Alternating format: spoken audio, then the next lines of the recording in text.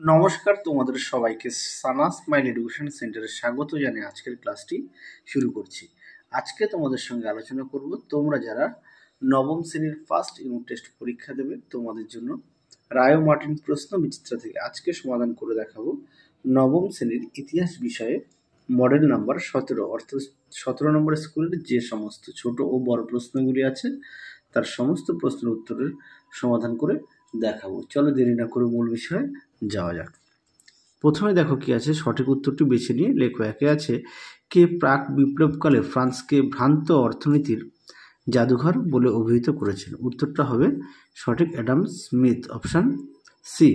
দুই দেখো, ফরাসি যাজক কর্তৃক আদায়কৃত একটি কর হলো, সঠিক উত্তর হবে টাইথ, অপশান সি। তিনে দেখো, ষোড়শ লুই এর কোন অর্থমন্ত্রী গণ্যমান্যদের পরিষদ গঠন করেছিলেন? উত্তরটা হবে ক্যালন, অপশান সি। চারে দেখো, 1789 খ্রিস্টাব্দের 9 জুলাই জাতীয় সভার নতুন নাম হয়েছিল, সঠিক উত্তর হবে জাতীয় সংবিধান সভা, অপশান বি। পাঁচে দেখো, ব্রান্স উইক কে ছিলেন? সঠিক উত্তর হবে অস্ট্রিয়া প্রাশিয়ার সেনাপতি, অপশান ডি। পরবর্তী প্রশ্ন দেখো, 6 দাগের, নেপোলিয়ন কবে ইম্পেরিয়াল ইউনিভার্সিটি অফ ফ্রান্স প্রতিষ্ঠা করেন? উত্তরটা হবে 1808 খ্রিস্টাব্দ, অপশান সি। 7 দাগ দেখো, কোন দেশ পোড়ামাটি নীতি নামক রণকৌশল অবলম্বন করে? সঠিক উত্তর হবে রাশিয়া, অপশান ডি। 8 দেখো, ফরাসি সমাজের বাইবেল বলা হয়, সঠিক উত্তর হবে সামাজিক চুক্তিকে, অপশান এ। 9 দেখো, 1814 খ্রিস্টাব্দে নেপোলিয়ন কোন সন্ধির দ্বারা সিংহাসন ত্যাগ করেন? উত্তরটা হবে ফন্টেনব্লুর সন্ধি, অপশান এ। 10 দাগ দেখো, কোন যুদ্ধ জাতিসমূহের যুদ্ধ নামে পরিচিত? উত্তরটা হবে লিপজিগের যুদ্ধ, অপশান এ।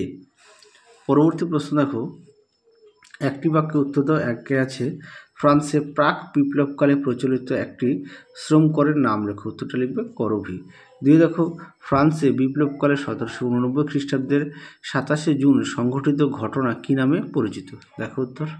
দেখে নাও প্রশ্নের উত্তরটি তোমরা এখান থেকে এই পর্যন্ত লিখবে। দেখো, রাজা ষোড়শ লুই স্টেটস জেনারেল 3 সম্প্রদায়ের যৌথ অধিবেশন ও মাথাপিছু ভোটের দাবি মেনে নেন। আশা করি দেখে নিয়েছো। পরবর্তী প্রশ্ন দেখো, লাইসি কি? দেখো উত্তর। দেখে নাও প্রশ্নের উত্তরটি সুন্দর করে দেওয়া আছে, দেখে নাও। তোমরা এখান থেকে এই পর্যন্ত উত্তরটা লিখবে। পরবর্তী প্রশ্ন দেখো, 4 1802 খ্রিস্টাব্দে কোন সন্ধির দ্বারা ফ্রান্সের বিরুদ্ধে গড়ে ওঠা দ্বিতীয় শক্তি জোটের অবসান ঘটে? উত্তর হবে অ্যামিয়েন্সের। 5 দেখো, ফরাসি দার্শনিক মন্তেস্কু তার কোন গ্রন্থে ক্ষমতা স্বতন্ত্রীকরণ নীতির কথা বলেন? উত্তরটা হবে দ্য স্পিরিট অফ লস।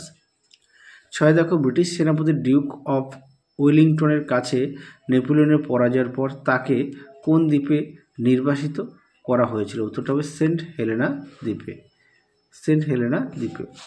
পরবর্তী প্রশ্ন দেখো, 3 কি আছে, 2টি অথবা 3টি বাক্যে উত্তর দাও। একে আছে, সন্দেহের আইন কি? দেখো উত্তর। দেখে নাও প্রশ্নের উত্তরটি তোমরা এখান থেকে এই পর্যন্ত লিখবে। পরবর্তী প্রশ্ন দেখো, সেপ্টেম্বর হত্যাকাণ্ড কাকে বলে? দেখে নাও প্রশ্নের উত্তরটি। প্রশ্নটা অনেক মডেল সেটে দেওয়া আছে, তাছাড়া তোমাদের আগের ভিডিওতে আমরা সাজেশান দেওয়া আছে সমস্ত বিষয়, তোমরা যারা এখনও দেখোনি আমাদের প্লে লিস্টে গেলে পেয়ে যাবে। পরবর্তী প্রশ্ন দেখো, ধর্ম মীমাংসা চুক্তি কি? খুব গুরুত্বপূর্ণ প্রশ্ন, পরীক্ষা খুব আসে প্রশ্নটি, তোমরা অবশ্যই ভালো করে পড়বে। দেখে নাও উত্তরটি তোমরা এখান থেকে এই পর্যন্ত লিখবে, এখান থেকে এই পর্যন্ত উত্তরটি লিখবে। পরবর্তী প্রশ্ন দেখো, বোনাপার্টিস্ট কোলবার্টিজম কাকে বলে? দেখো উত্তর। দেখে নাও প্রশ্নের উত্তরটি তোমরা এখান থেকে এই পর্যন্ত লিখবে। দেখে নাও এখান থেকে এই পর্যন্ত উত্তরটা লিখবে। পরবর্তী প্রশ্ন দেখো, নেপোলিয়ন বিপ্লবের সন্তান বলা হয় কেন? দেখো উত্তর। দেখে নাও প্রশ্নের উত্তরটি তোমরা এখান থেকে লিখবে, এখান থেকে এই পর্যন্ত লিখবে। পরবর্তী প্রশ্ন দেখো, এবার আমরা দেখব 4 দাগের প্রশ্ন। 7-8টি বাক্যে উত্তর দাও। একে আছে, ফরাসি বিপ্লবে প্রেক্ষাপট রচনায় দার্শনিক রুশোর কি ভূমিকা ছিল? দেখো উত্তর। দেখে নাও প্রশ্নের উত্তরটি এখান থেকে এই পর্যন্ত তোমরা লিখবে, এখান থেকে এই পর্যন্ত উত্তরটা লিখবে।